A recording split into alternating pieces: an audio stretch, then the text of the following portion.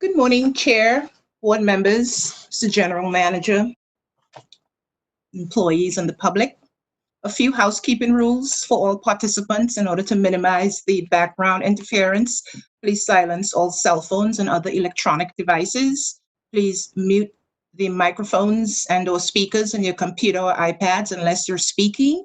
And of course, only one person may speak at a time so that we're able to hear what each other is saying.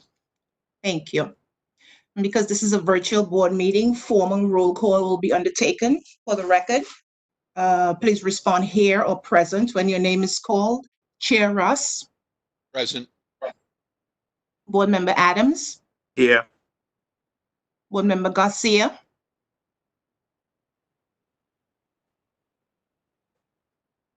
Board Member Garcia,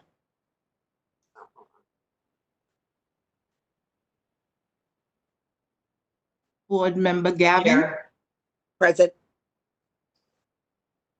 Board Member Gewald, Present. Board Member Gonzalez, Board Member Gonzalez, Board Member Young. Present. Okay, again, Board Member Garcia Here. and Board Member Gonzalez. Okay, I'll get Member Gonzalez's attendance shortly. Thank you. Chair, there are no members of the public wishing to provide comments. As such, we may proceed with the regular calendar. The first order of business is a motion to adopt the minutes of the regular meeting of Wednesday, April 29th, 2020. Board members, please state your name when moving or seconding a motion. Do I have a motion to adopt the minutes of the April 29th meeting? So moved, Paula. Seconded? Second. That's Member Young. Yes. All in favor? Aye. Aye. Any opposed? None opposed. We'll now proceed with the chair's report. Morning, everyone, and thank you for participating in the virtual meeting. I have a quick update. We're going to have two presentations right after this, so I'm one on the status of the monitor agreement, Eva and Dan, and then our rent hardship policy update, Sylvia from operations. And I'm going to ask Vito to jump in. Quick update. But first, I wanted to give a shout out to our fellow board member, Catherine, for her work related to the food distribution citywide. I know that community engagement and partnerships, Hello. Sadia is working with her. And Catherine, thank you so much for this work. It's pretty amazing to see the numbers, and I just wanted to give you a shout out and acknowledge that it's an enormous task. So thank you. There's a little red dot. Thank you. Appreciate that. And for your partnership, Sure. for Sadia's partnership. No, I watched right. the numbers grow and the coordination get stronger and stronger. So it's really quite gratifying to see. So thanks a bunch. As to NYCHA, in Hello. terms of our organizational status, we are in really good shape. We have over 2,000 staff that are currently working from home, and site staff stand strong. We have about 9,000 in the field, and we're seeing attendance rates, depending on the day and the shifts, they're very strong, between 74 to 85%, depending on the shifts and timing. So that's been just excellent to see. We and I actually have to acknowledge the work that those folks are doing. We're still operating with a focus on emergency and critical work, but in fact, we have our staff out there, and they've been doing a great job. And I have to give them credit for. And we have been have 196 firm staff cases with COVID, 271 possible, and we have had 10 of our brother and sister employees pass COVID. That our numbers are as of just a few days ago. I'm going to ask Vito if he would like to give an update. We are in the process hiring our per diems and seasonal workers. I wanted Vito to give you an update on that, and then also to follow with a quick update on the touchpoint sanitizing.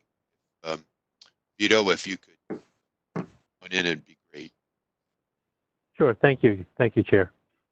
So if I could start first with the per diems and the seasonals, as the Chair indicated, we started earlier this season to bring on some additional caretakers through either per diem hires and or seasonal hires. And the numbers have really, they're extremely impressive. To date, we have onboarded about 900 additional caretakers, of which approximately 49% of those are NYCHA residents. And, you know, I also want to give a shout out or a thank you to everyone who was involved in that process. At the development level, recruiting NYCHA residents, helping with the processing of the initial paperwork, to HR, to the payroll staff who work tirelessly behind the scenes, making sure that the staff get onboarded and that we get them processed as quickly as possible. You know, 900 additional employees in a very short time period was no small undertaking. I want to shift now to the sanitizing. Those efforts continue. We're still providing sanitizing or disinfecting of the family buildings 3 times a week, in addition to the senior buildings that are being treated 5 times a week. As I may have mentioned on a previous board meeting, we secured a different cleaning product for our staff when they mop the floors. The product that had been traditionally used by the authority for a decade or more was just a cleaning product. We were able to secure a new product that is a combination of a cleaner as well as a disinfectant, and it is approved by CDC and the EPA for COVID-19. That product has been in use now for several weeks. While we're on the topic of shout-outs, again, I would be remiss not to mention the great work that our procurement department, our materials management, the warehouse, have been doing in keeping a steady supply of PPE equipment coming in for our staff. So the efforts that the chair talked about, our ability to respond to emergency conditions, our ability to continue to maintain and upkeep the buildings could not be possible without having the proper PPE equipment. And while it was a challenge at first, as I believe everyone in the country experienced, we have a steady supply of materials coming in, and I feel really strong and comfortable about the position that all of these folks have put us in. So I really want to thank everyone. They're creative, right? They're aggressive, right? They will seek out any materials that we think are necessary to continue to provide the level of services that we provide to our residents, and they've been doing a phenomenal job.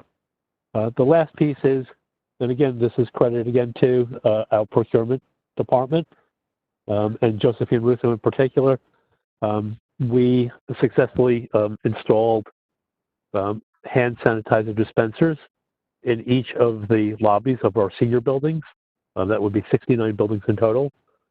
That was completed last week, and we are in the process of securing a contract with a vendor to make sure that those sanitizers are maintained, that they're operational, and that they're always filled with the sanitizing lotion. So we're in the process of working out the details of that contract. But again, it's just been an extremely impressive operation. And Chair, thank you for the opportunity to report out on these efforts. Vito, thank you very much.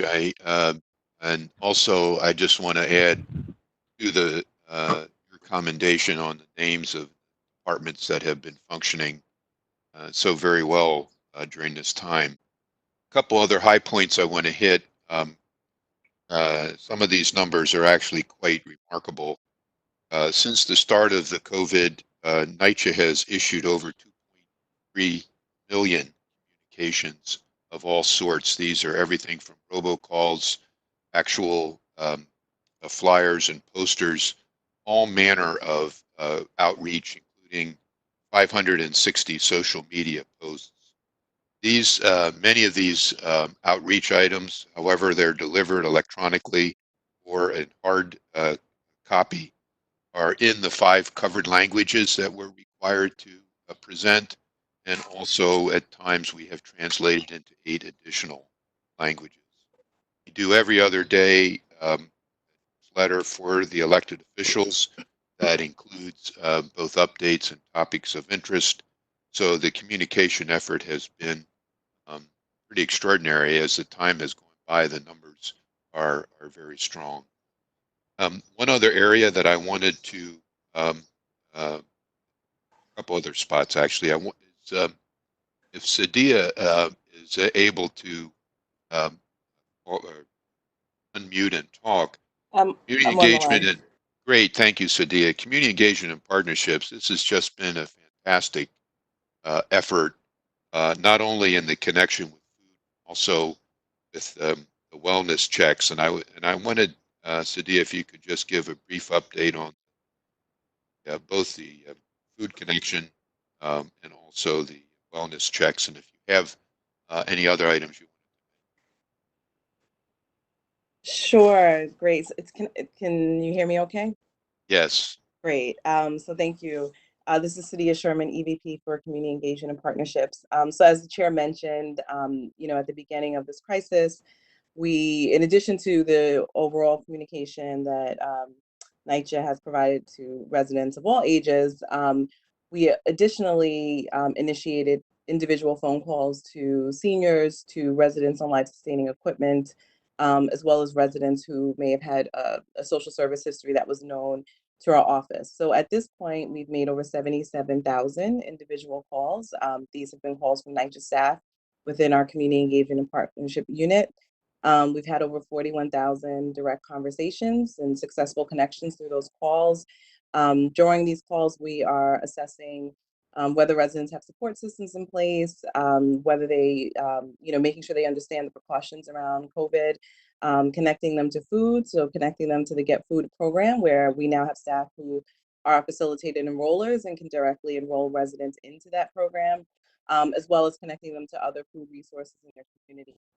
We've also been able to connect residents to medical support, medication assistance, mental health services when needed, as well as refer residents to other services that may not be related to COVID, but or a need that they have at that time. So I would be remiss if I didn't shout out NYCHA and our family partnerships team, our community development team, resident engagement, REIS, our health initiatives team, all of our departments who really have come together to assemble a team that's performing these calls.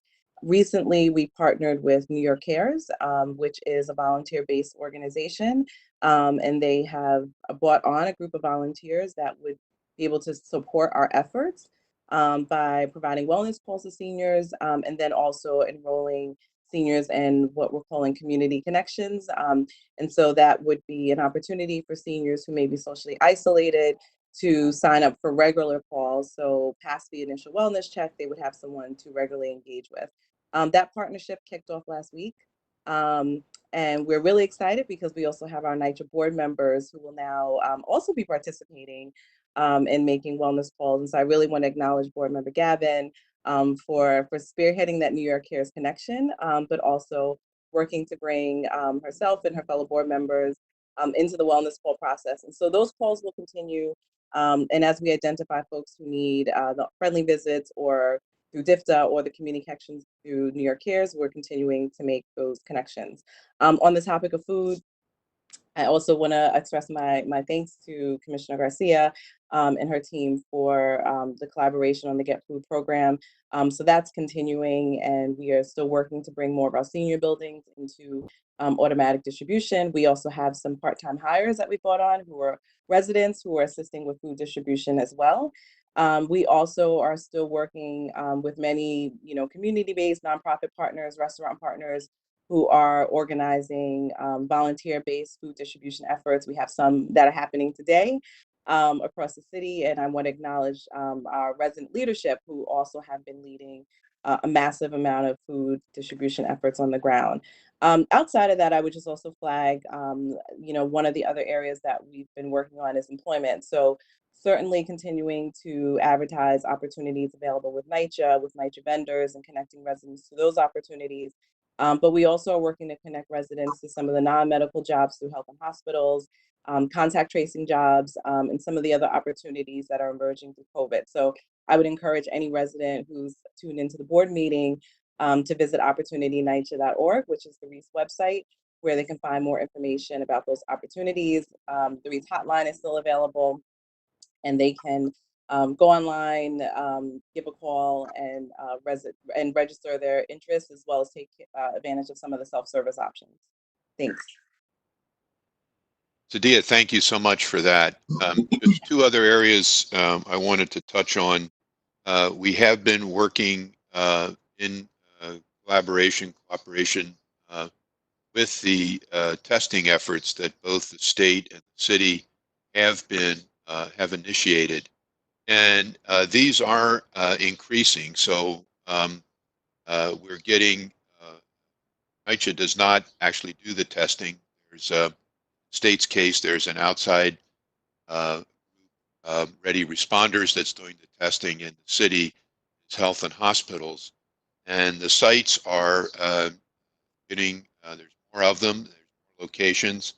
And if anyone is interested in finding out the current status, there is a address, email address, nyc.gov/COVID test. nyc.gov/COVID test. And these sites and the access to testing is increasing. The mayor has also announced testing in other forms. And I just wanted to make sure that anyone listening in or watching had a chance to see if there's a location near you where you might be able to avail yourself of the testing opportunity. The last thing I wanted to mention is we're also involved in thinking about the upcoming summer. And some of you may have seen the air conditioner effort that was launched in connection with the city, NYCHA, and Con Ed. And Vito, if you could, I'd like you to speak to that and just give us an update on our work ACs in households.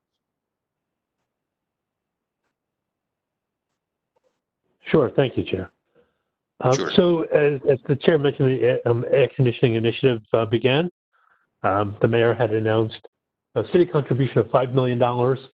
NYCHA is contributing $10 million, and through the NYCHA Con Edison partnership, $1.5 million.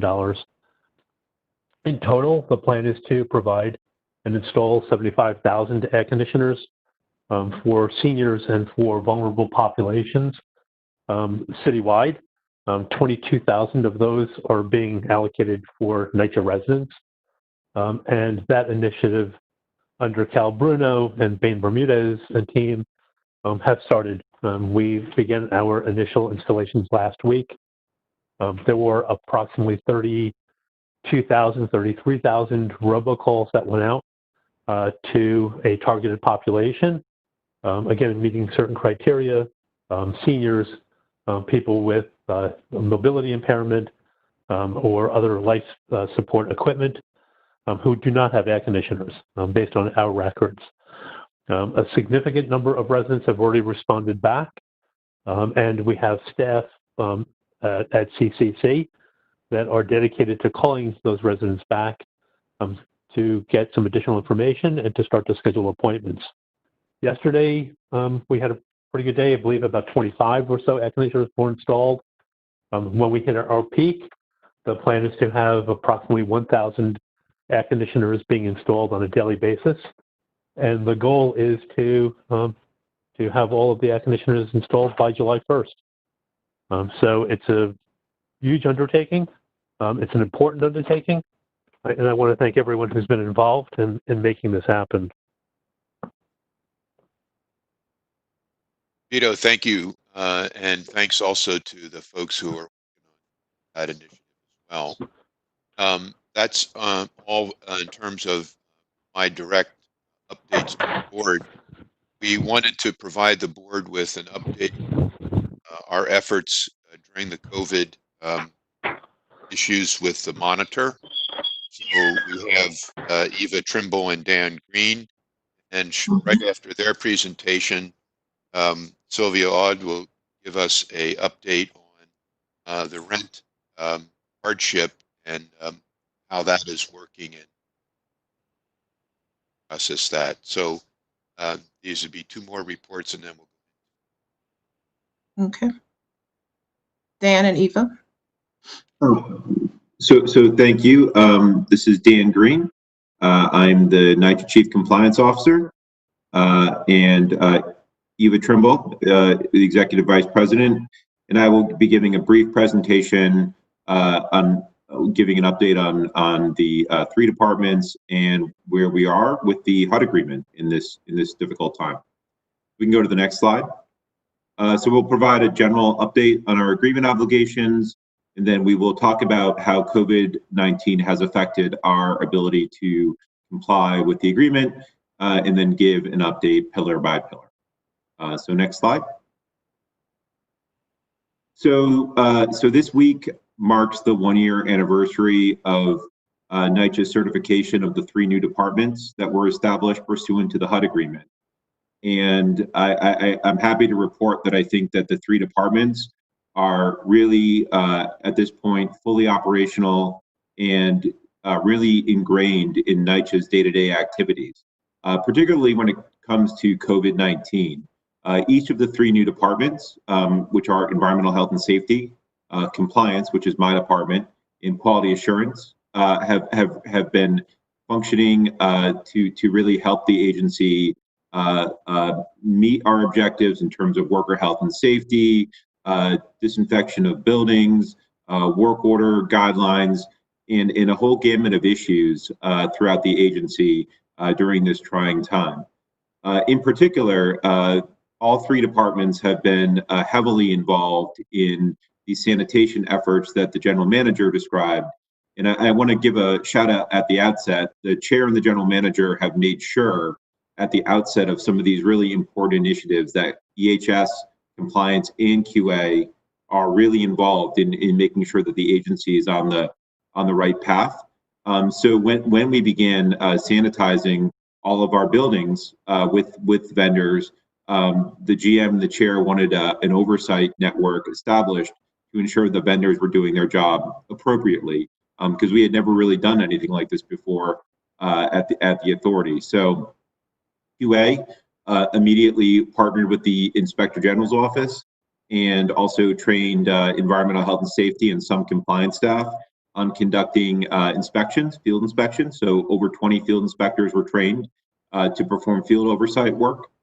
In addition, compliance created a daily survey that we use to speak to senior development staff to ensure that they understand what the vendor is supposed to be doing and to verify that the vendor is arriving on time, conducting what they need to do, and is behaving professionally on the property, which is a really important issue to our residents. We also established a reporting cycle of a daily report to the chair and the GM on key indicators about the vendor's activities. And through this daily report, we were able to work in real time with operations staff to make corrections where the vendors were not really behaving up to snuff, or where certain changes needed to be made for certain vendor teams. This has been, I think, a really remarkable effort, and I think speaks to the strength of the 3 new departments and their in their role within the agency.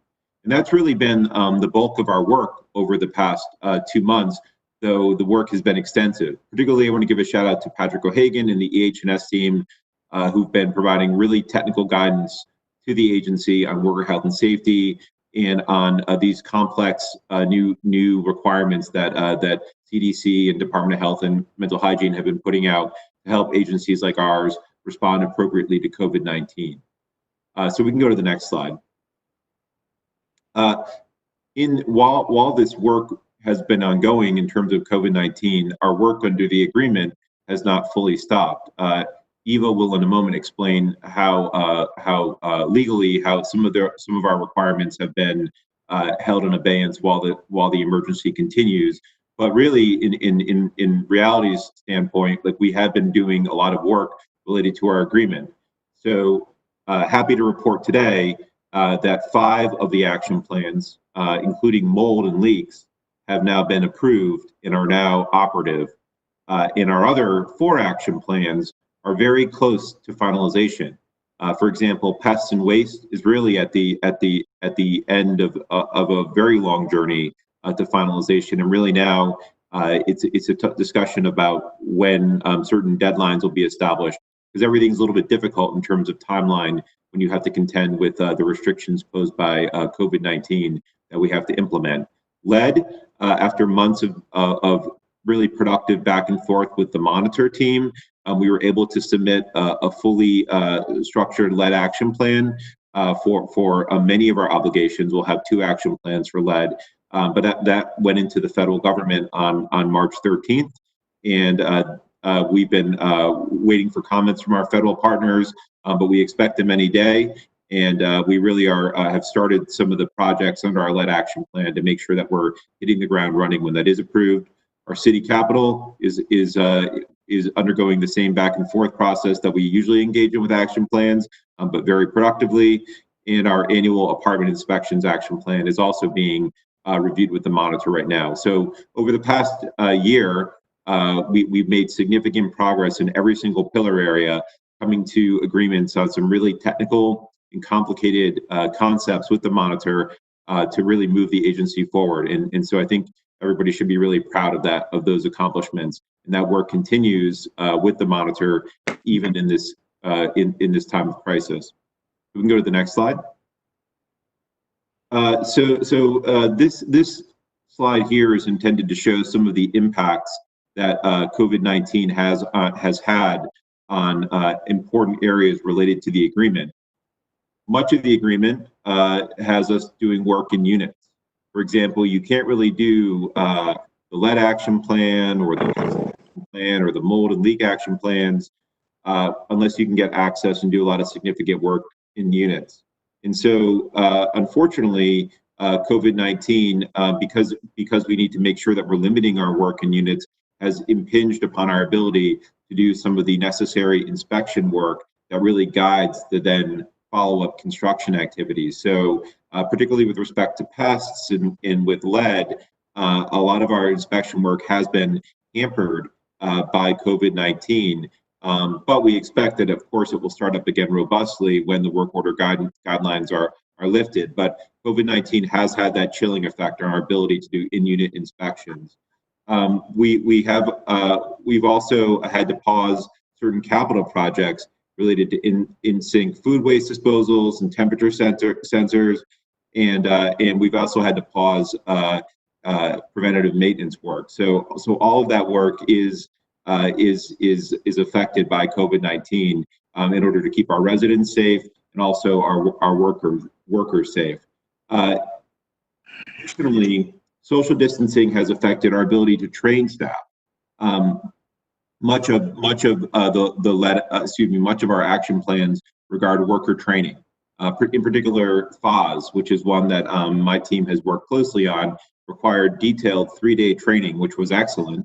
I think I reported on that last time that I was here with the board, but we trained over 1,000 staff on FOS, and we were really had developed a nice process to move our workers through that training and get them really good benefits from it. However, we've had to pause that in-person training because you simply can't socially distance and get that sort of detailed in-person training. So we are working right now, the compliance team, and how we're going to meet those obligations now that some of those in-person requirements are going to be lifted, or excuse me, are going to be challenging.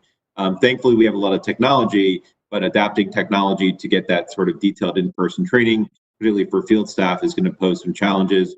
But our team is working, and we expect in the fall we'll be able to resume those training initiatives.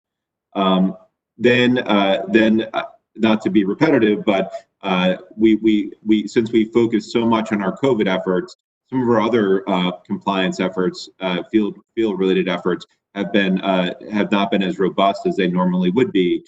In particular, lead is an area that we're starting to get into a really good cycle of monthly field inspections of both RRP, which is lead safe work practices, and abatement work. Unfortunately, right now, because of COVID, a lot of our field inspectors have been dedicated to other tasks that are COVID related. So it really has had an effect on our ability to engage in some of the oversight that we normally would like to engage in. So I think we can go to the next slide. And now I'm going to turn it over to Eva. Good morning, everyone. This is Eva Trimble, Executive Vice President for Strategy and Innovation. Thank you, Dan, for walking us through all the issues we've had as we've looked at how to address COVID and keep our important work moving. I wanted to just add on to something Dan said in the last slide, that we've continued to issue and reissue work order guidance as this crisis developed. So we were moving with the time and adjusting the work that we were performing as things progressed. And so as that's happened, we've been continuing our conversations with the monitor, the Southern District, and HUD as far as the requirements of the agreement. They did offer us an extension on all agreement deadlines that were coming through starting in March through the end of June. And as this crisis continues to unfold, and as we look at restarting and timing for unpausing, we're going to continue the conversations with our parties in order to figure out how we reset those deadlines and still meet, we still want to meet all of those agreement requirements, but we have to figure out what the timeline would be now once we're allowed to unpause and start doing work again in units, and what that would look like.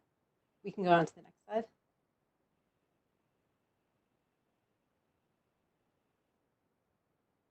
So, while we've put a lot on pause, we did want to focus on the things that we are continuing to do.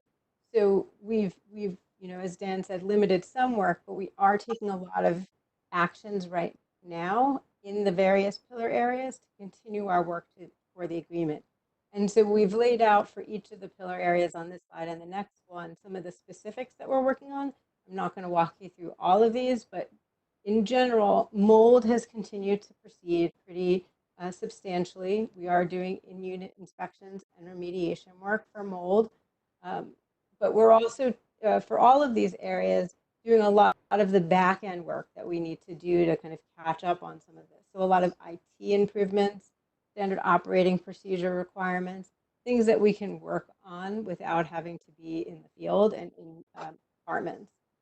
For heat, we've pushed through the heating season. We had the heat action plan approved back in the winter, so we've been making great progress on heat. We've had to postpone any planned outages in order to make sure that people had continuous service of heat and hot water. But other than that, heat has been moving forward.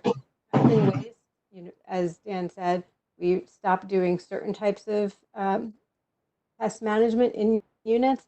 But this has really given us a chance to kind of catch up on some of the back end work that we've needed to do for IT as well as procurement, and focus on all of the grounds and exterior work that needs to be done, including work on our compactors.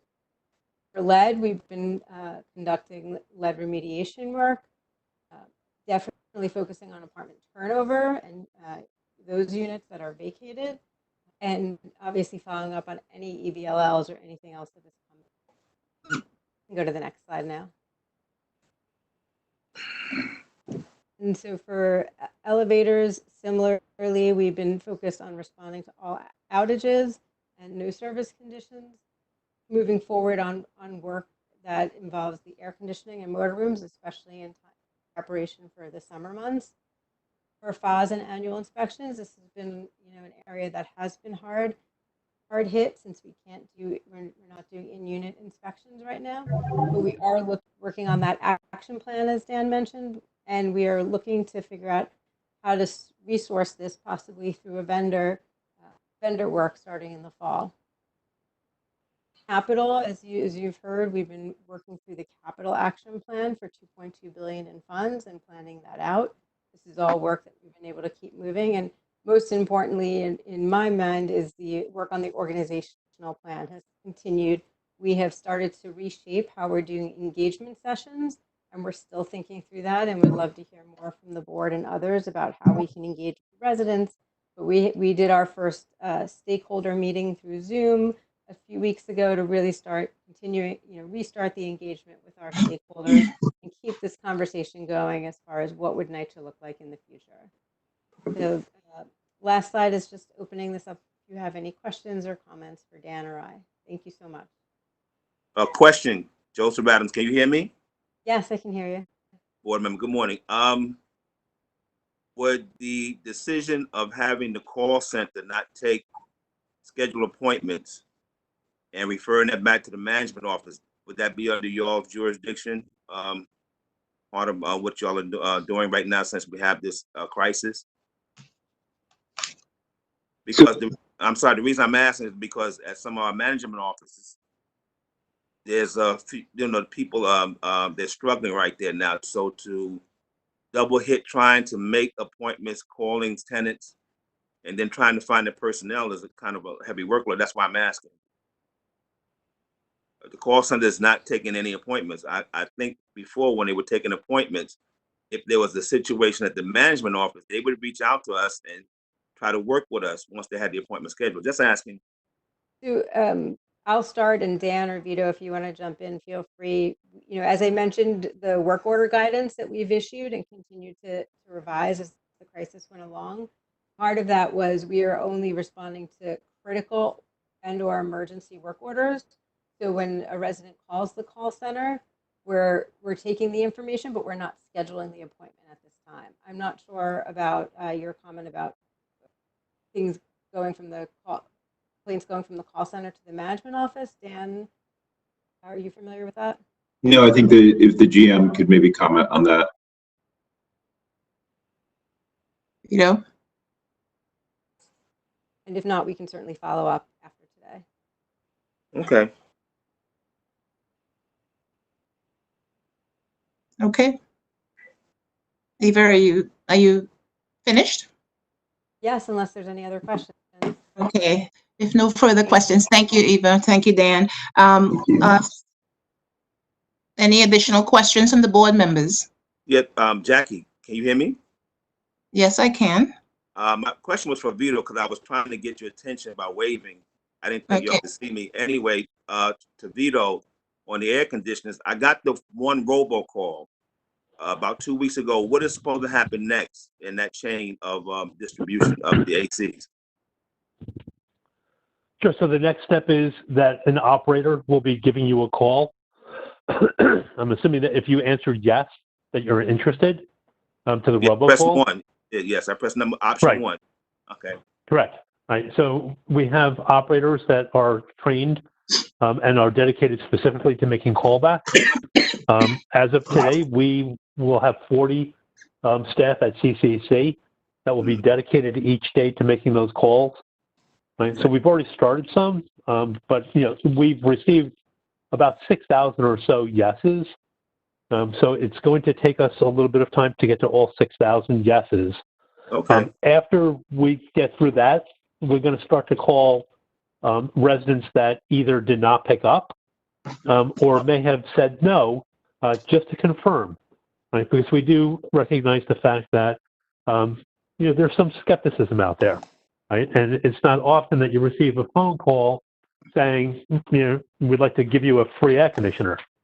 So we just want to make sure that we reach out to every resident, even the residents that, again, indicated no, just to confirm with them to understand why they said no.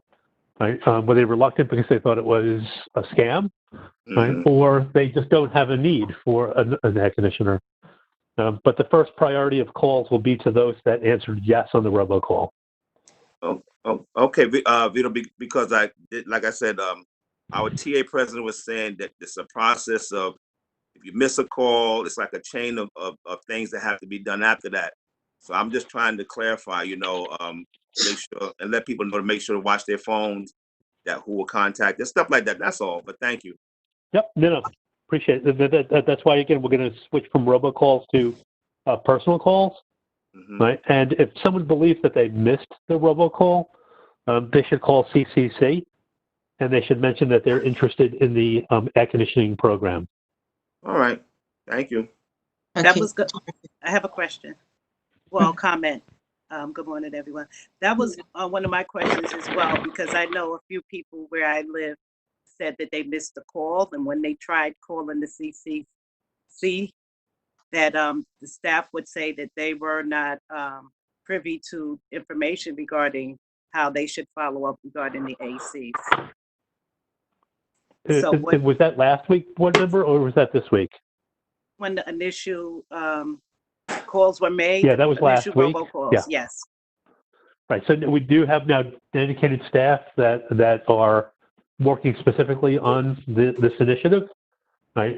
So they do have the script. They do have a better understanding. Last week was the very beginning when the robocalls first went out, and so we're kind of learning from the experience, right, and improving on the services that we're delivering. So again, last week we had just a handful of operators that were working on this project. Today we have 40, right, and we're going to increase that number as needed. So when the resident contacts CCC, which prompt should they press? Because I don't think that the air conditioner was in any of the prompts to press that information. Sure. So, what I could do is after this call, I can have Marcella Medina and we can hop on a quick call with everyone and kind of walk through the process. Right. So this way we don't spend too much time right now, but because we are also putting our borough liaisons on this initiative as well. Because again, it's extremely important that we reach every resident that has a need for an air conditioner, right? And that those air conditioners get installed as quickly as possible.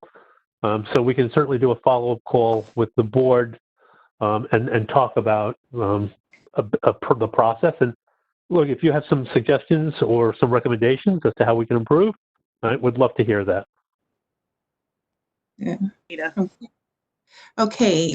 Thank you. If no further questions, we'll move on to the COVID-19 rent hardship interim research process. Sylvia?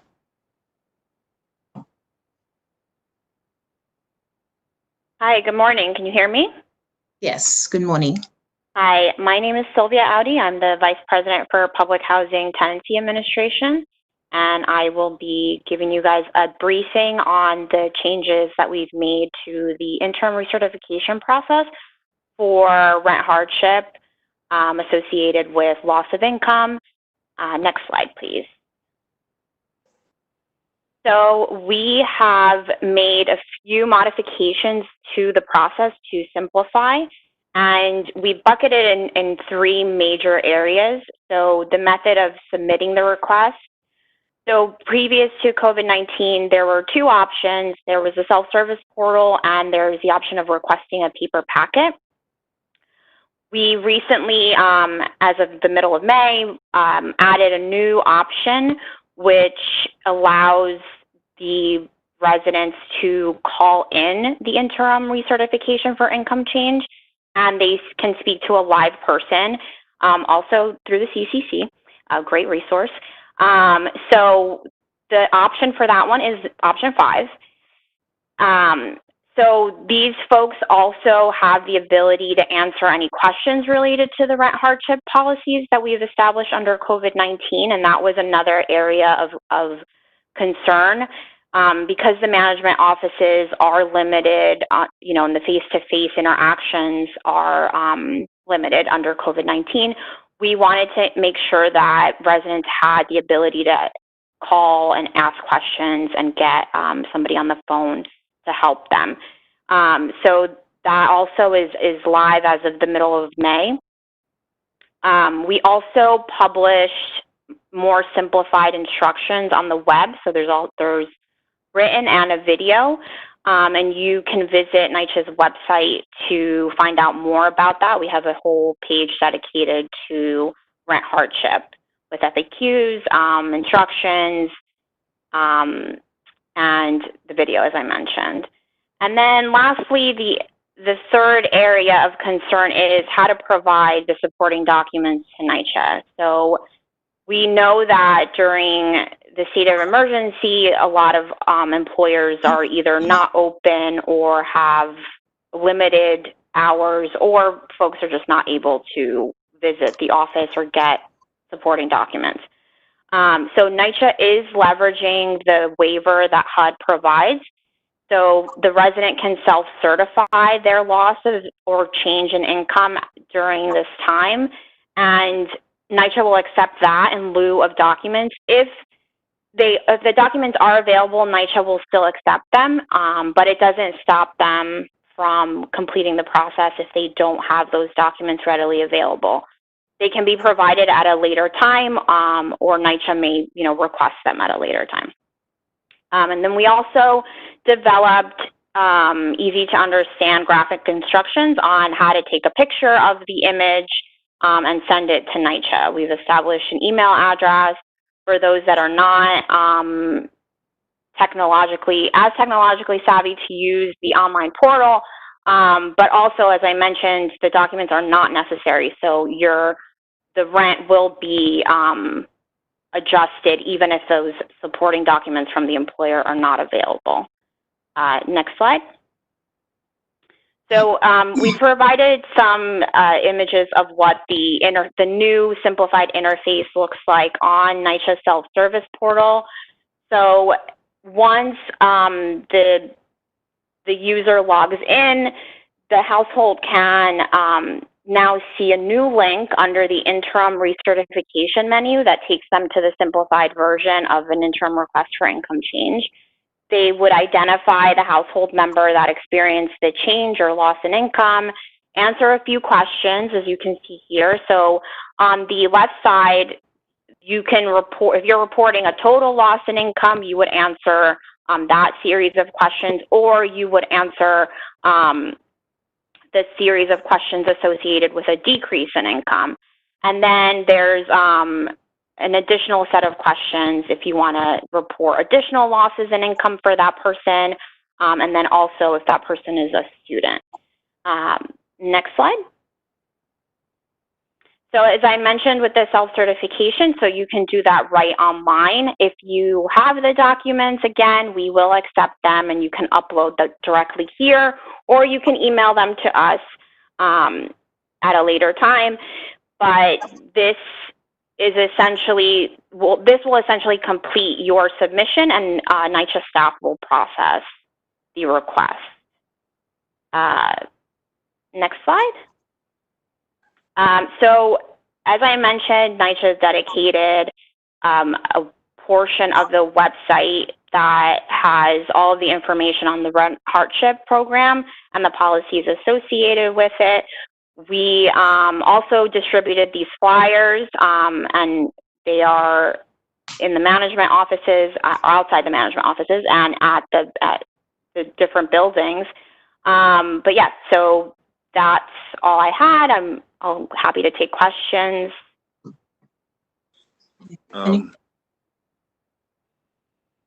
Any questions, board members? I think Mr. Adams is trying to ask a question, but he's muted. And I have a question. This is Paula. Yeah. Sure. Hi. First of all, thank you everyone for your amazing and hard work. How many people have applied for hardship to this point? Sure. So since the middle of March, so about March 12th, when the state of emergency was declared, we've received nearly 14,000 requests. We've completed over 8,000 of those. So we're currently about 80% have been processed. considering that about 30% of the requests that we receive are either created in error or already have an annual recertification that can be done in lieu of the income change interim. So we are diligently working on those, and we've made it a priority for the staff. Thanks. Okay. Any other questions? You need to unmute your, okay, questions? I still got Unmute your, the little button on the video. That's a little red dot with a white dot in the middle. okay. Member Gonzalez, you have a question? Can you hear me? Yes. Okay, so I can't be on video. I had to, when you first started doing the, anyway, I've been having problems. I heard most of what was said, and all the questions I had, I completely forgot because I couldn't get through to get into to speak because I'm having problems with the connection. As a matter of fact, right now you can't see me. There's a little red dot that every time I hit it, won't let me get through. But you could go on with the meeting, and I guess whatever questions I have, if I remember during this whole thing, I'll try to put them through in an email. Okay. Hey, Victor, it's Greg.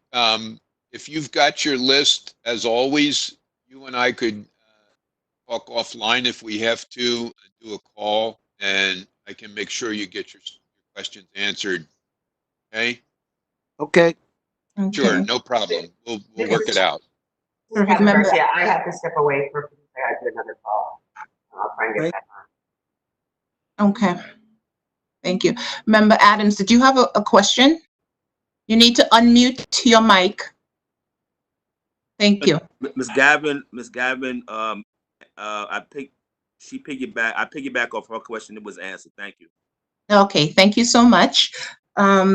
No further questions. We will now proceed with the calendared items 1 through 27. Excuse me, I have one general request, if I could. This is Paula, and I want to say my thank you again. I mean, it's just been so impressive to watch the work. So everybody, great. The one request I have, and I think it's best to do it offline, is if you could share the Department of Health report on the number of cases that have been experienced at NYCHA facilities to us, that would be great. Okay. We can arrange for that, Paula. Thank you so much again. Okay, terrific. If no further questions or comments, we'll proceed with the calendared items 1 through 27. We'll begin with items 1 and 27. Anika? Anika Lescott? Yes. Can you hear me? Yes. Great. Good morning. My name is Anika Lescott, and I'm the Chief Financial Officer of the New York City Housing Authority. Today, I am presenting items 1 and item 27. Item 1 is for authorization to enter into an agreement with Direct Energy Business Marketing, LLC, for the purchase and delivery of National Grid cooking and heating gas in Brooklyn, Staten Island, and parts of Queens, and Consolidated Edison, Inc., cooking and heating gas in the Bronx, Manhattan, and parts of Queens. The current cooking and heating gas contracts expire on June 30th of 2020. The term on each new contract is for 4 years, commencing on July 1st, 2020, and continuing through June 30th, 2024. There are no renewal options.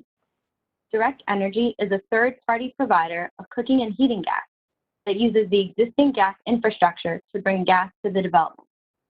This company is able to buy natural gas in creative, low-cost ways and pass the savings on to their customers. They contract on our behalf for 4 service categories: Con Edison Heating, National Grid Heating, Con Edison Cooking, and National Grid Cooking. As a supplier of natural gas, Direct Energy will bring gas to the city gate, which is the New York City gas hub, and then the local utility will deliver the gas to our development. The authority will award this one agreement that will cover all 4 of the service categories. The authority procures its heating and cooking gas through a competitive bid process. The authority selected the bid that we reasonably anticipated would be the lowest bid for the duration of the 4-year term. Early payment discounts were requested, but were not offered by the bidders. I respectfully request your approval for this agreement. Any questions? Yes, Board Member Adams, I received your responses. Thank you.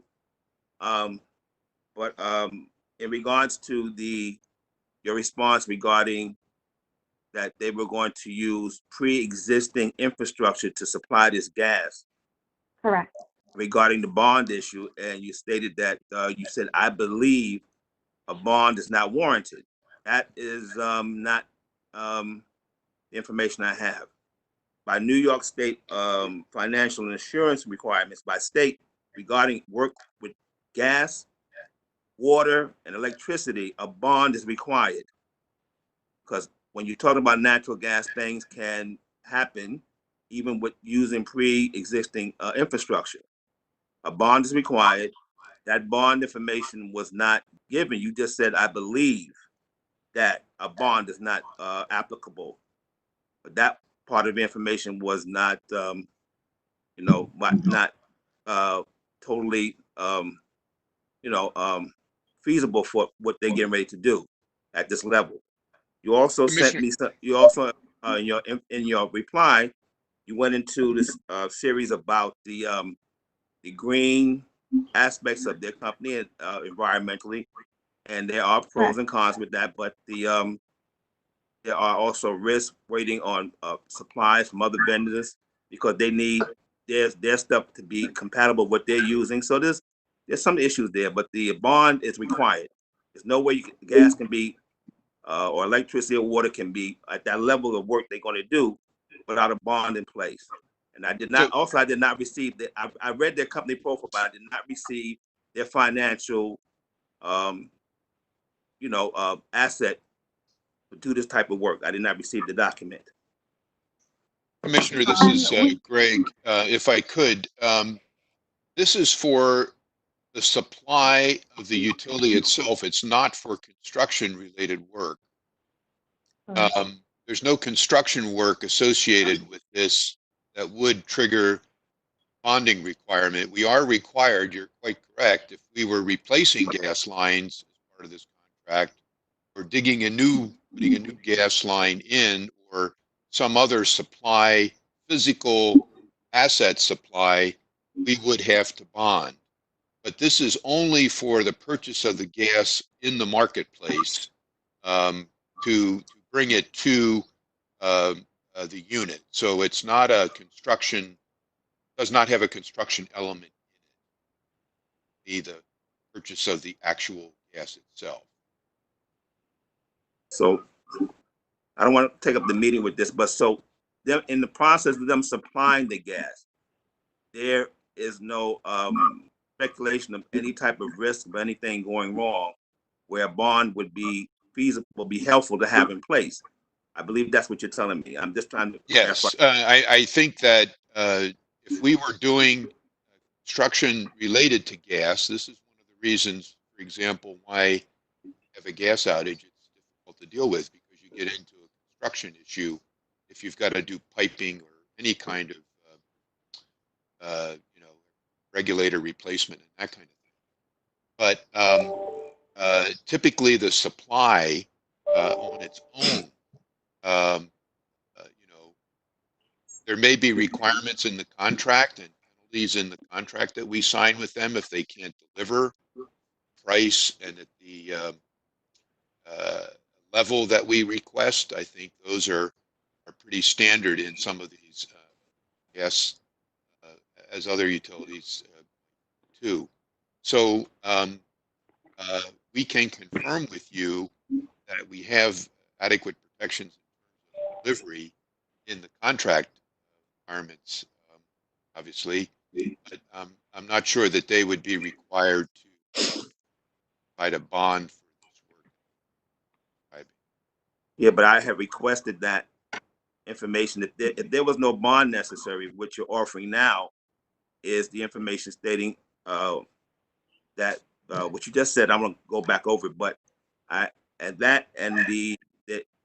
any work done on this level is bonding and the company's assets to show that they are capable of carrying out the work that has to be done in New York State. And I read that and I researched it and I called. Sure.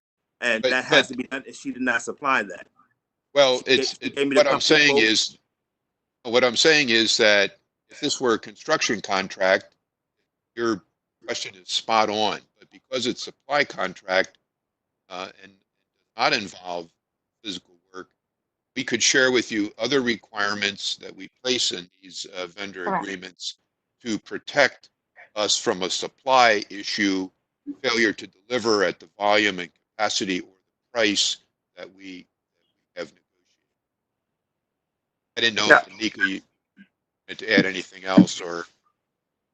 No, I think that's correct. We do have in our contract standard insurance language regarding indemnification and liability if the contract is not met, and that would be included in this contract as well.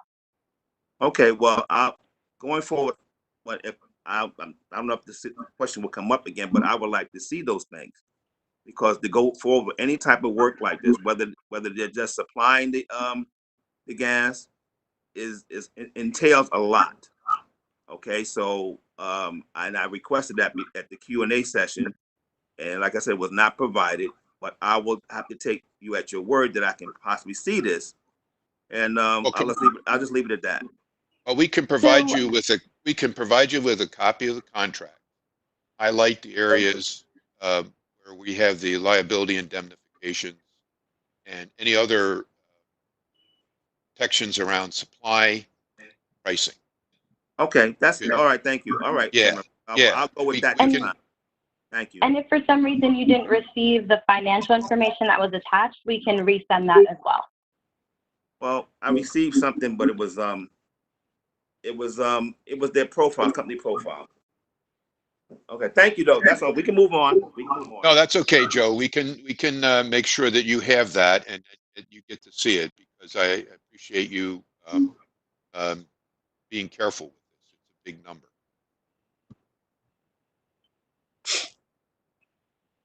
Thank you. Any other questions on item 1? I did have one. If we change our energy profile, in other words, if we engage in a capital construction program, let's say fortunate enough that some get all the heating plants replaced or change from a gas to an electric-based system, how does this purchase agreement accommodate? Is it anticipating our demand to stay fixed, or are they get to adjust as we go through renovations, energy efficiency work? Sure, that's a great question. I'll sort of start, and then I'll turn it over to Cindy Steinmetz, who can provide more detail. So in this case, what we are fixing is the price for the supply of the gas. And so Cindy can talk through sort of, what would happen in the case of, decreases in volume of supply and so forth. Yes, good morning. This is Cindy Steinmetz, and I manage this contract and went out to bid with it. And very clearly and carefully in the bid document, we made it clear that any fluctuations in accounts and gas consumption, we would not be penalized for. So we really, we learned through the RAT deals where we eliminated many of our developments because these companies, Con Ed, National Grid, purchase the gas in the market. They use forward contracts, they use current contracts. And we could not be held responsible for any changes or fluctuations. So the short answer is yes, we made it very clear in the documents that we would not be penalized for any fluctuations, and they would recognize there would be. So I think in the contract, the final contract that's signed, it will be very clearly stated, which would minimize. Thank you. Sure. Okay. Hello? Can you hear me? Yes, Victor, we can hear you. Okay. So I just want to be clear. So we're using Direct Energy Business Marketing, LLC, because they can get us this gas at a better price as opposed to going directly to National Grid and Con Ed? Is that the point here? That's correct. Yes, Okay. because they have many other clients. So in other words, we're not the only one. So the mass quantities that Con Ed, in terms of, and National Grid purchase the gas for, they're also buying it for direct energy, and we're one of many. So they get great, supposedly, you know, they can accommodate and do better pricing because of the quantity that they are purchasing. Okay. You're correct. Okay. Thank you. All right, Anika. Before Anika resumes, can I just remind everyone to mute your mic unless you're speaking? Thank you. Anika?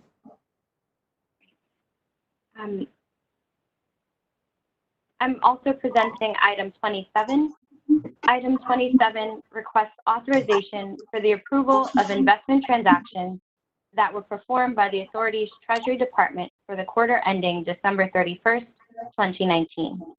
These transactions were performed in accordance with the U.S. Department of Housing and Urban Development Office of Public and Indian Housing Notice, TIH 2002-13. Our strategy follows HUD's investment guidelines emphasizing safety, liquidity, yield, and maturity. There has been no change to the authority's investment strategy since the board's last approval. The authority's investment resolution report outlines the authority's cash and investment position and provides a brief overview of the changes in cash, changes in investments, and provides current and historical rates of return on the authority's investments as a measure of investment performance. As of December 31st, 2019, the investment portfolio balance totaled $1.2 billion. In addition, the authority held additional balances totaling $364 million, of which $178 million is in escrow for construction costs related to energy performance contracts, and $171 million is in escrow for Hurricane Sandy recovery work. Over the fourth quarter of 2019, the portfolio earned $5.9 million in investment income, representing an annualized rate of return of 1.84%, which exceeded a benchmark 3-month Treasury bill return of 1.65% and a 12-month Treasury bill return of 1.60%.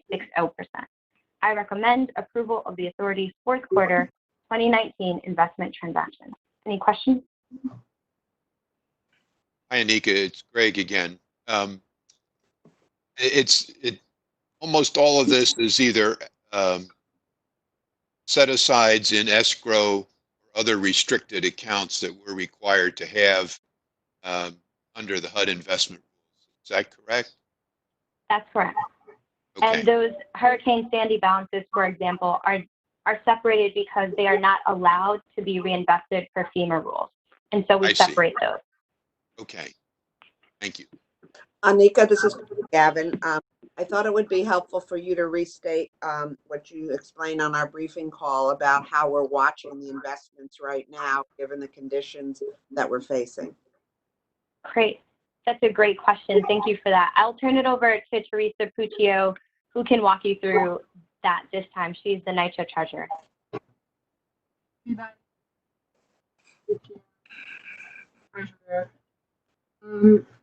So in one of the pre-meetings, one of the questions that came up was about NYCHA's investment and has there been any changes? Teresa, can you speak into the mic? Oh, okay. I don't really have a mic. I think it's in my computer. So I'll just get closer. Can you hear me better? Thank you. Yes. Okay.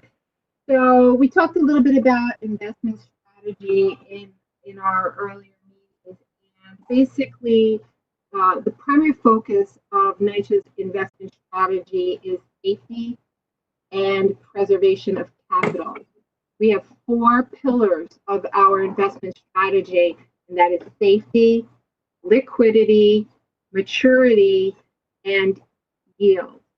I can, if for everybody's benefit, I could just explain what those 4 mean, or just continue on reference. Okay, I'll just briefly overview what that means.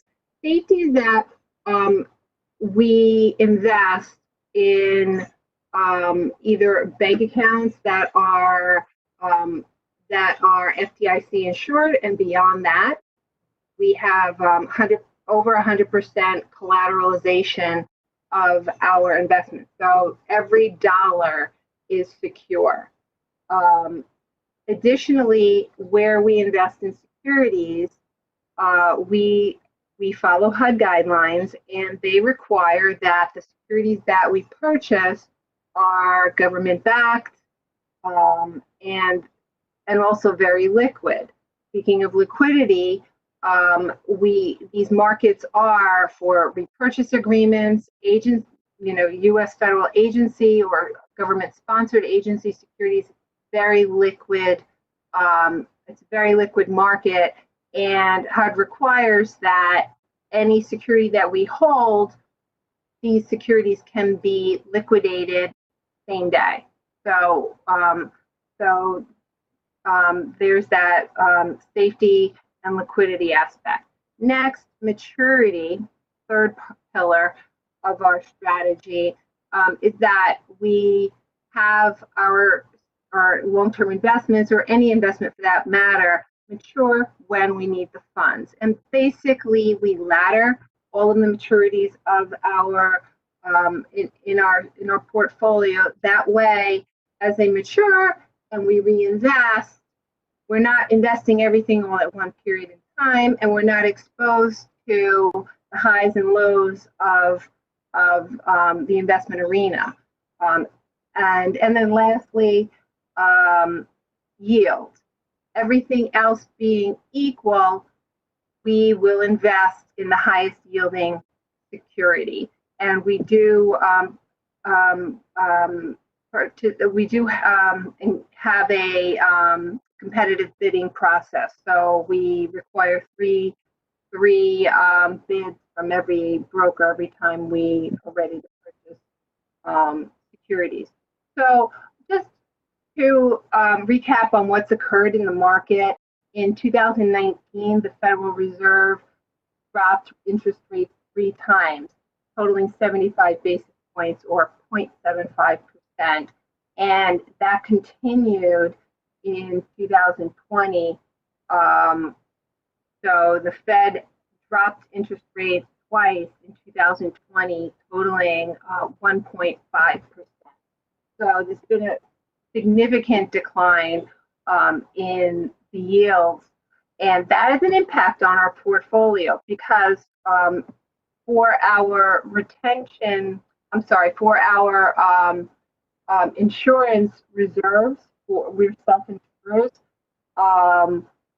about $250 million of our portfolio was called in 2019. Therefore, we had to reinvest at lower rates of return, and that trend continued in 2020. In fact, $348 million of our investments were called in 2020, and we reinvested at lower rates.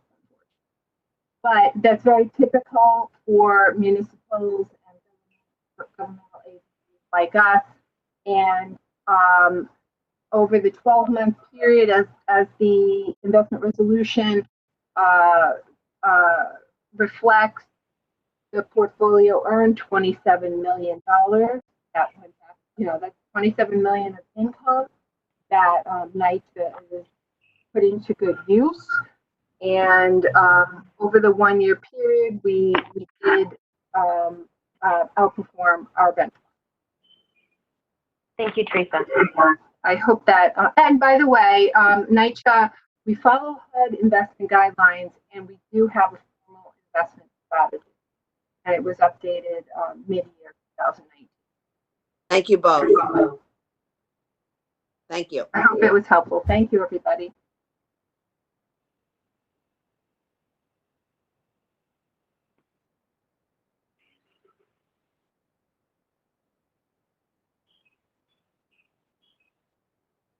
No further questions. Items 2 and 3, Steve. Good morning. I hope you, your family, and your colleagues are safe and healthy. Capital Projects Division had a total spend in April of $67 million. This is comparable to previous months. Today, Capital has 2 board items this month. The first board item, item number 2, is for South Jamaica 2 houses. This is a roof replacement and rooftop structure renovation. Capital seeks authorization to rescind the authorized to award contract RF 1835866 to J&N Construction Group Corp. This was part of a board resolution 19-11, 26-7. Capital is also requesting with this to award to Neelim Construction Corporation the lowest responsive and responsible bidder for the amount of $18,956,350.44. In essence, 1911-26-7 was the board resolution. The board authorized to award the contract to J&N pending a VNC or a vendor name check.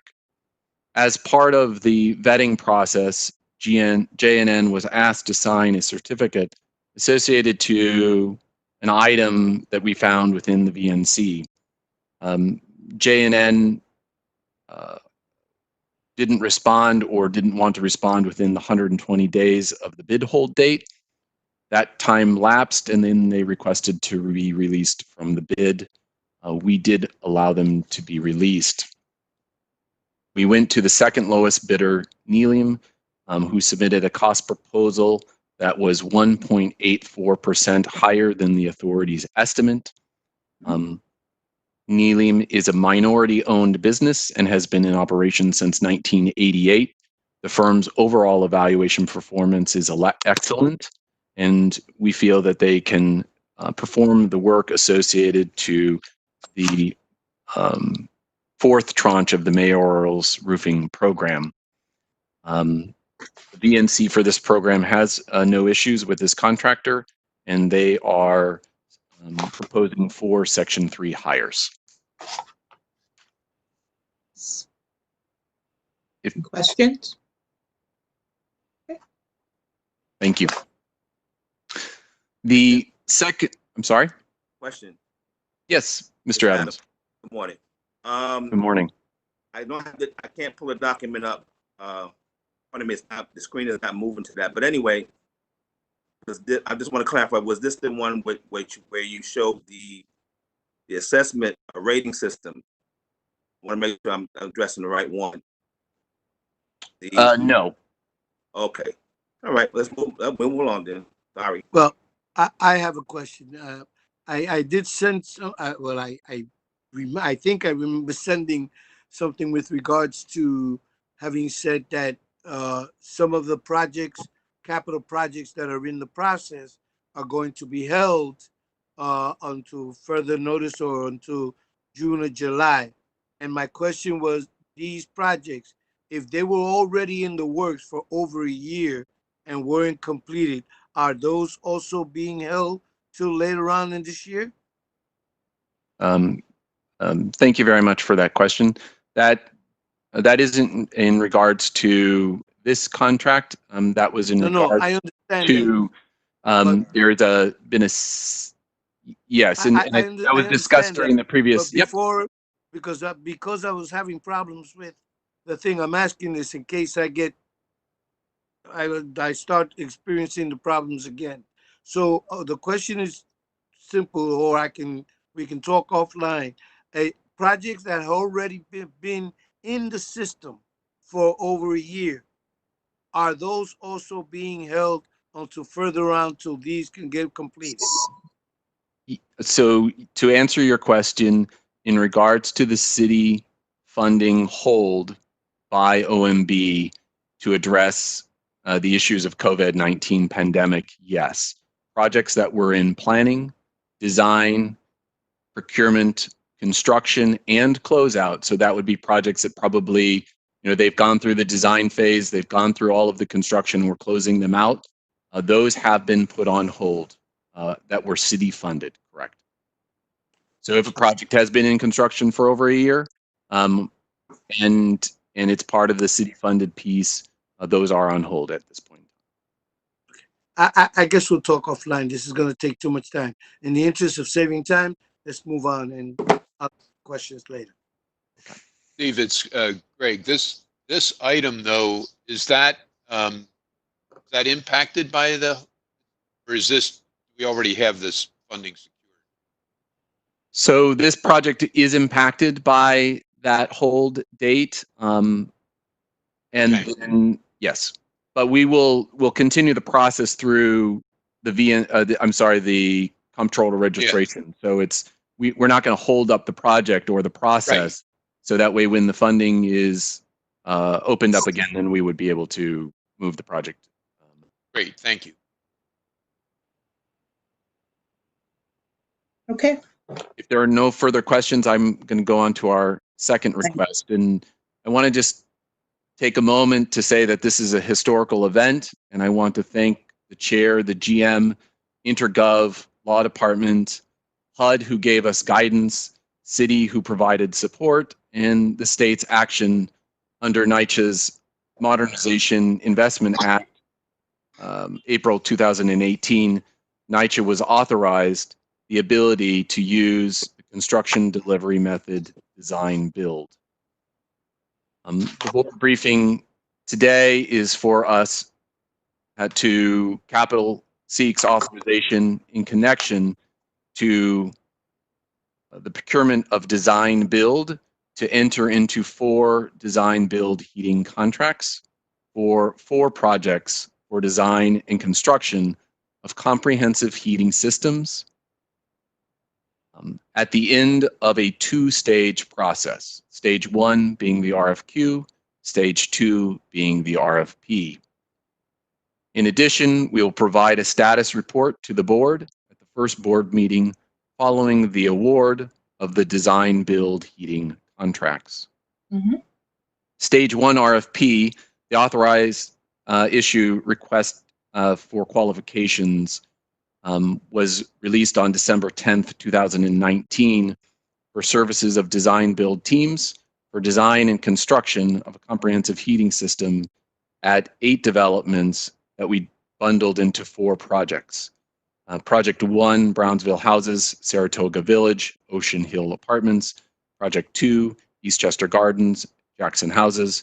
Project 3, Tilden Houses, Pink Houses, and Project 4, Marble Houses.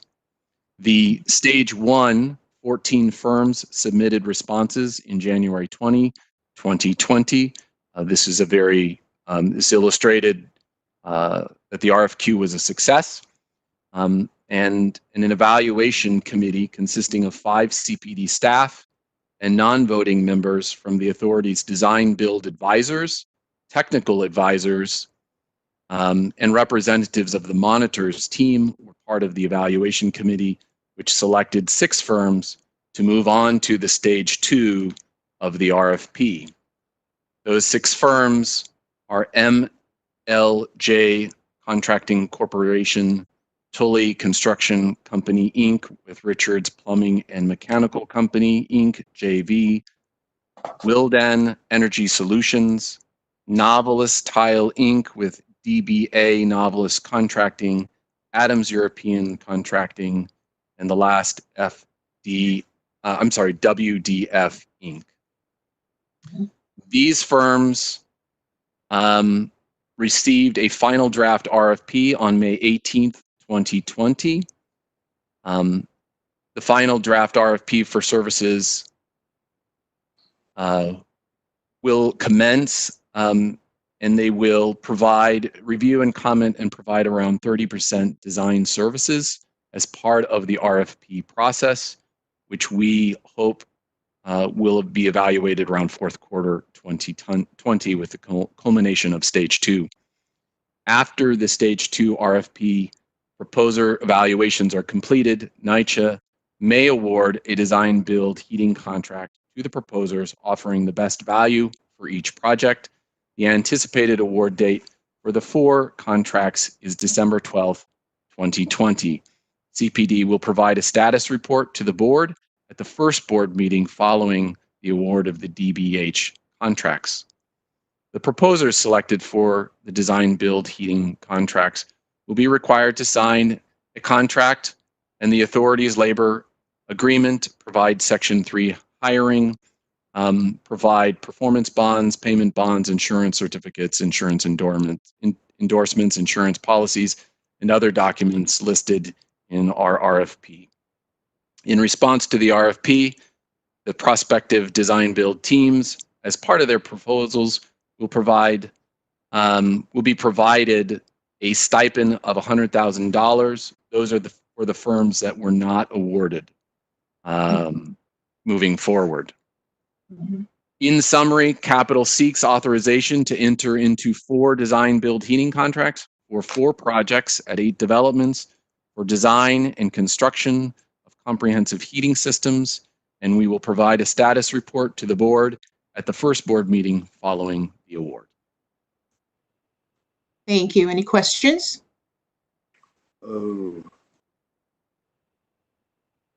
Okay. Items 4 through 6. Thank you, Steve. Items 4 through 6, Razul. So, my name is Rasul Azanjad. I'm the VP for Healthy Home. Item number 4, authorization is requested to ratify the award of requirement contract for lead-based paint abatement at Bronx River Development. This contract will enable NYCHA to perform abatement in where we found lead-based paint based on our XRF initiative in the Bronx River.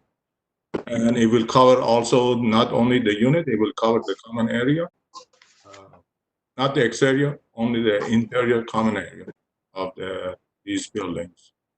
The low bidder is Green Builders and Group, and the value of the contract $7,649,210.30. The contract, again, as I mentioned, is for lead-based paint abatement at Bronx River Development. VNC on the Green Builder was and is okay to proceed. Any question? Okay. Item 5. Item number 5. Again, authorization is requested to ratify entering into IDIQ contract for lead-based paint inspection and XRF testing. This 2 contract will enable NYCHA to increase the capacity on XRF testing. The 2 contractors are Blue Corporation and Jerome Environmental. Each contract not to exceed $5 million. And Blue Corporation already does work for NYCHA doing XRF testing, but this contract will enable NYCHA because Blue Corporation has increased the number of teams that he's providing. So originally he started with 1 team and he was doing 50 units, but now he increased his team to 2 teams, which will provide about 100 units a day in inspection. The VNC on both contractors are checked and they're okay to proceed. Question on item number 5. Okay, terrific. Item 6. Item 6 is requesting authorization to approve funding increase to the contract, which is ALC Group Incorporated. And this contract was for lead-based paint, dust pipe sampling, and inspection. We usually use this contract once abatement is done, and we want to clear the area of the unit that we did the abatement.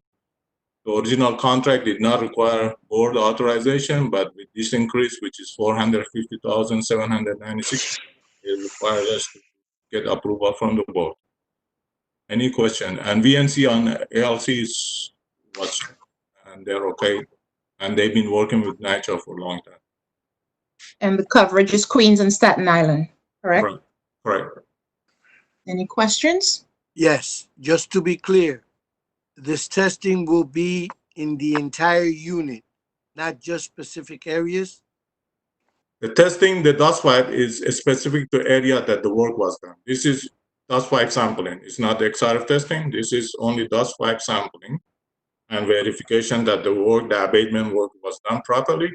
So it's specific to area that they did the work. If they only work in the kitchen and no other place that they work, the actual work that was performed, then we usually do the dust wipe in the kitchen and one sample on adjacent area. Okay. Thank you. Okay. No further questions. Thank you, Razul. Thank you. Items 7 through 26, Joe.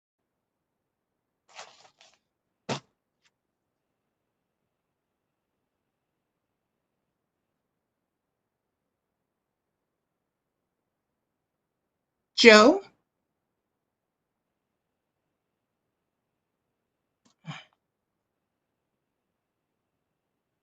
Okay.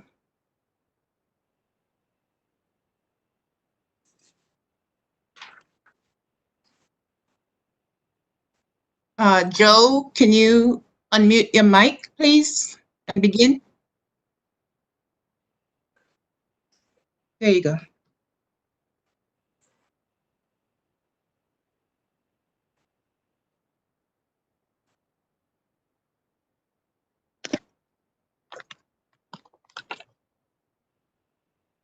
Joe?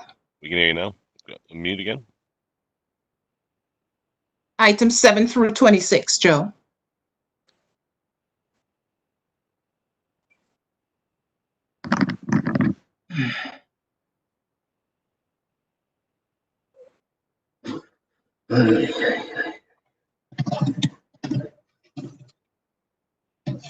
Joe, can you hear us? Items 7 through 26?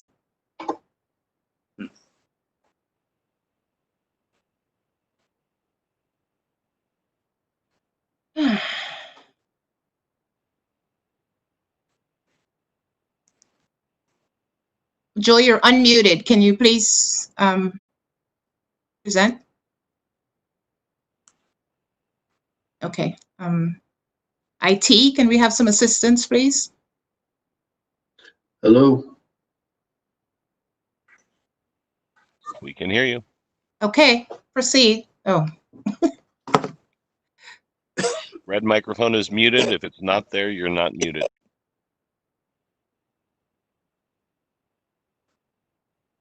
He's muted now, I think. He is. Keeps being unmuted and muted. There he goes. Hey, Joe, are you hearing me? Hello? Yes. Yeah, Joe? Joe? Mm-hmm. He's muted again. He is apparently not hearing us, is the issue. Yeah,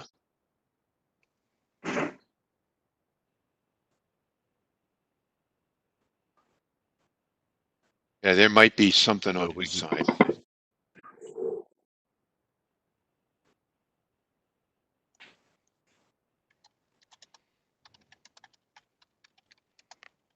Can someone call Joe on his smartphone, please? IT?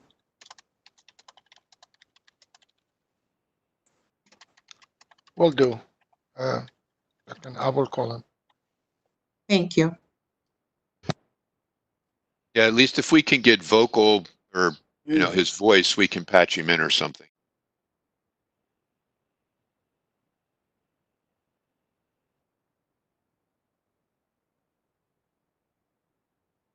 Can we skip to another item while we're calling Joe? Unfortunately, Joe has the last of the items, 7 through 26.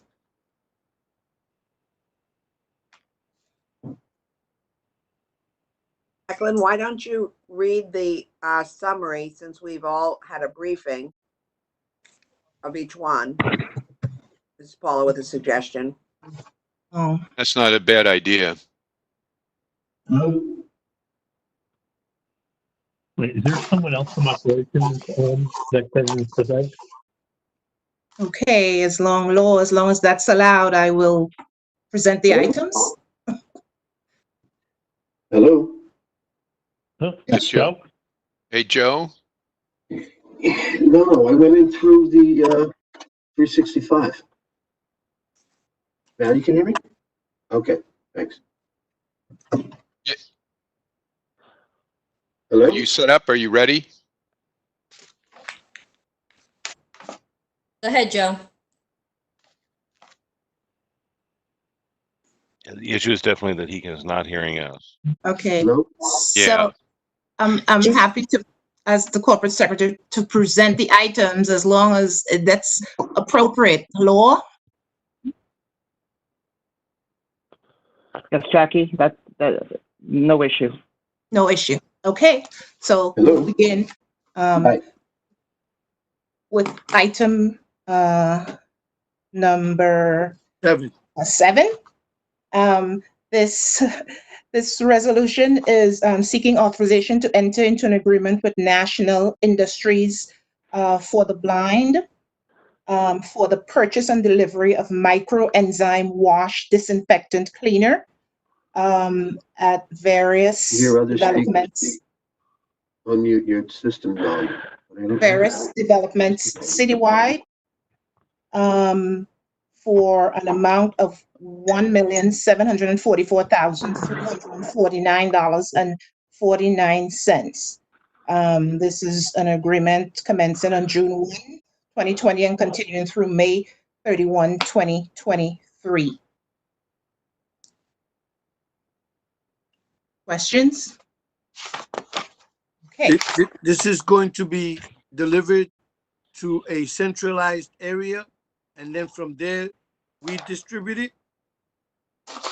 I would have to, it's not in the briefing, so I would have to imagine yes, to the Long Island City Warehouse. It's citywide developments and the Long Island City Warehouse, Member Gonzalez. Okay. Okay? Okay. All righty.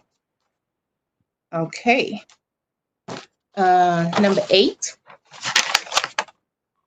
This is an award of a requirement contract for electrical repair services on boilers, hot water heaters, and/or ancillary control systems. It's also a resolution covering it's citywide coverage. It's being awarded to EIA Electric Inc., a minority-owned company. Projected Section 3 hires 1, and the amount $5,410,998.77. No questions. I will move on to 9. 9, it's an authorization for 2 things: to amend Board Resolution 18-927-25 and to approve a funding increase to a requirement contract for plaster restoration awarded to Mahi, M-A-H-I Painting Inc., Mahi Painting Inc., a non-minority entity covering the Bronx, Brooklyn, and Manhattan. The first portion of the resolution seeks to change the erroneously stated development coverage from citywide to accurately reflect developments in the Bronx, Brooklyn, and Manhattan as they appear on the executed requirement contract, and the administering department from management and planning to property management, Next Gen Ops 1. The second prong is to approve the funding increase in order to fund the continued provision of services during the remainder of the initial 2-year term and the 1-year renewal option term. The amount is $2,721,784.71. No questions. I'll move on to 10. Who is on, please? Okay, item 10, which is seeks authorization of a funding increase to a requirement contract that's been awarded to Earth Link General Construction Corp., a minority-owned corporation.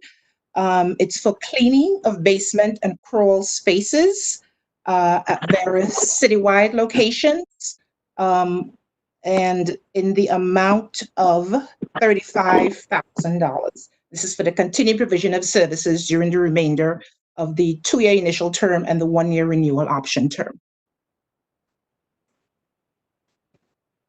Item 11, also a funding increase, actually items 11, 12, and 13. These are all resolutions for funding increases for the removal and installation of vinyl composition floor tiles in apartments. Item 11, the contract was awarded to Nuri Construction Corp., and it's a funding increase relative to Woodside Development in the amount of $50,000. Item 12, also for vinyl tiles. Okay, let me just finish through 13, Joe, and you can pick it up.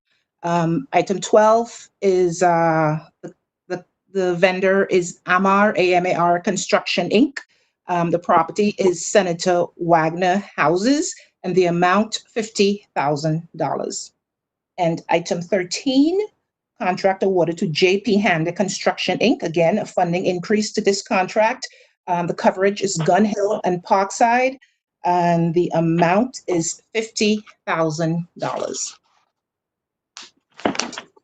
No questions on those items. Joe, are you there? Hello, can you hear me now? Yes. Yes, Joe. Thank you. You may pick up with item 14. Let me see if I start off.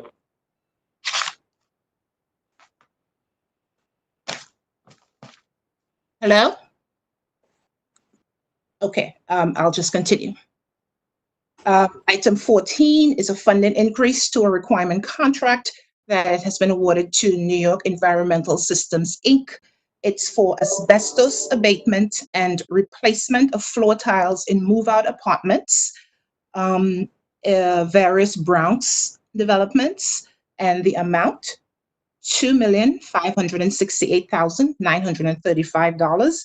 And this is to fund the continued provision of services for the remainder of the initial 2-year term and the 1-year renewal option term. Item 15, it's an authorization again for a funding increase to a requirement contract. This awarded to Bagania General Construction, Inc., citywide coverage. And this is for repair and or replacement of a roof and rear exit doors. Again, it's to fund the continued provision of services during the remainder of the initial 2-year term and the 1-year renewal option term, and the amount $85,912.84. I'll move on. No questions. 16 is seeks an authorization of a funding increase to a contract awarded to Earthlink General Construction, Inc. For repair and the replacement of apartment entrance doors. Again, this is for the continued provision of services during the remainder of the initial 2-year term and the 1-year renewal option term. This is citywide coverage, and the amount $689,614.05. Number 17, seeks a funding increase for repair and the replacement of public space lighting. There is citywide locations. This is a contract that's awarded to EIA Electric, Inc. And the amount sought approval for is $37,252.23. Item 18 is a funding increase to requirement contract that's awarded to Dirty Gloves Drain Services, LLC. And this is for sewer rodding with water jetting, including closed-circuit television camera inspection at various citywide locations. And this is to fund the continued provision of services during the remainder of the 1-year renewal option term. The amount is $100,000. Item 19, it's an authorization of a funding increase to a requirement contract that's awarded to Earthlink General Construction, Inc. for various locations in the Bronx, Brooklyn, and Manhattan. This is for graffiti removal. And again, it's to fund the continued provision of services for the remainder of the initial term and the renewal option term. And the amount approval is sought for $115,000. Item number 20 also seeks approval for a funding increase to a contract awarded to BOT Elevator Services Corp. Various locations citywide, and this is for the purchase and delivery of GAL Manufacturing Company, LLC, manufactured elevator parts, and in order to fund the continued provision of services during the remainder of the 3-year term. And the amount approval is sought for $1 million. 21. We'll do 21 and 22, actually. 21, this is ratification of a change order to a contract that was awarded to Limited Enterprise, Inc. Both items are citywide coverage. This is for the purchase and delivery of mobile boilers. And the reason the change order is necessary is to fund several New York City Department of Buildings required alterations and functionality improvements to these original factory-built mobile boilers. 21, citywide, as I indicated, Limited Enterprise, Inc. The amount is $238,000, and that's for 4 mobile boilers. Item 22, also citywide, also Limited Enterprise, Inc. 5 mobile boilers, and the amount $297,500. No further questions. No questions. I will move on. Questions. Hello? Yes, Member Gonzalez. Okay. So let me try and get an understanding on this, or maybe it's just the way it's presented. So we purchased these mobile boilers before, and it appears from this explanation that they did not, shall we say, were up to standard with the New York City Department of Buildings, because now they require alterations and functionality improvements. So yes, that's what the background material says, that in order that we ordered these, but in order to make them operational, we had to do some changes and modifications to meet the various code compliance. It's not clear from the write-up whether that was a change that was subsequent to the order or not. Right. Is there anyone online who can respond to that question? Good morning, everyone. This is Javier Almodovar, Director of NYCHA's Heating Department. So these alterations to these mobiles are pretty much to the enclosure itself. The new guidelines that have been expressed to us by the DOB, not only the director of the boiler unit, but their inspectors, is that our mobiles must be fully enclosed.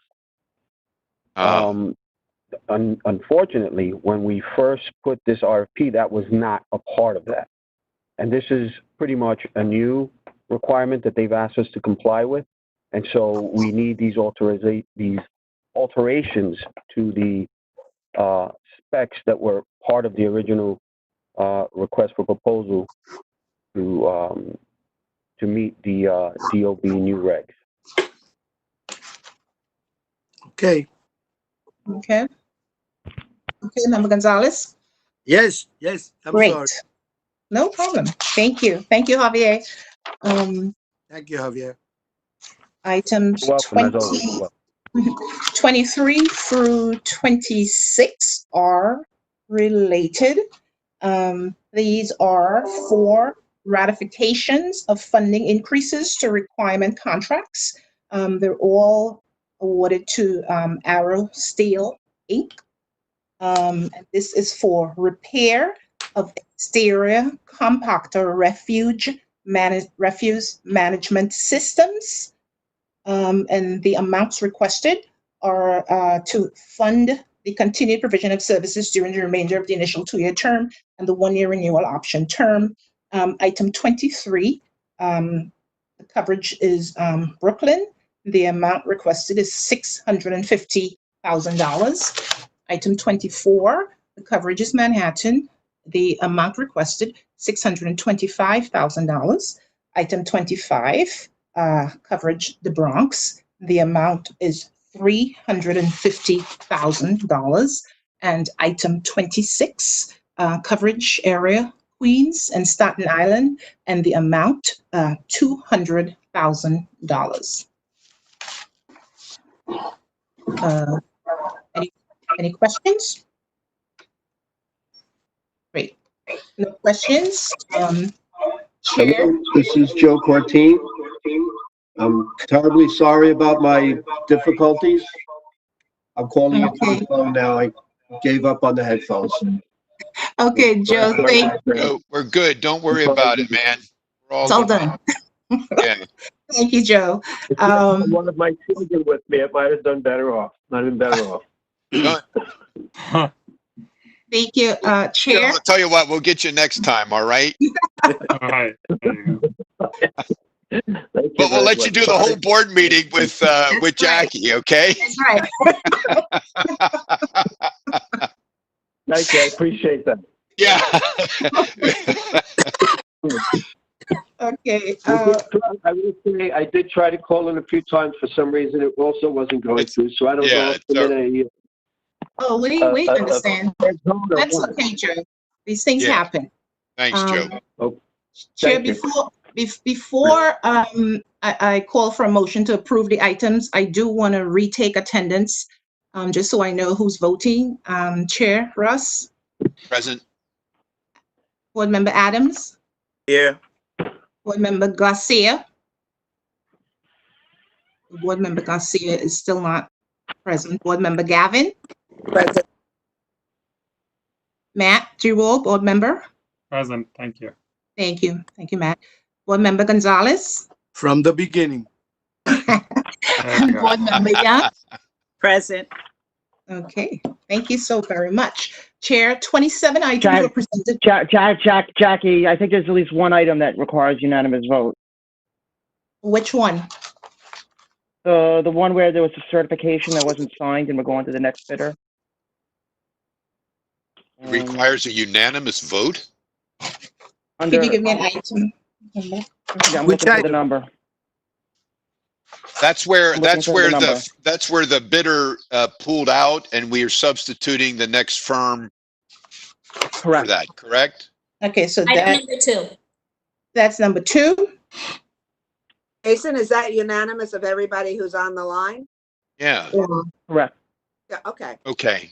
Okay. All right. So it's not unanimous in terms of the board, it's just unanimous. It's everyone who's part of the quorum. Exactly. Okay. Member Garcia is no longer there. As long as no one. Okay, got it. Thank you, Jason. Appreciate it.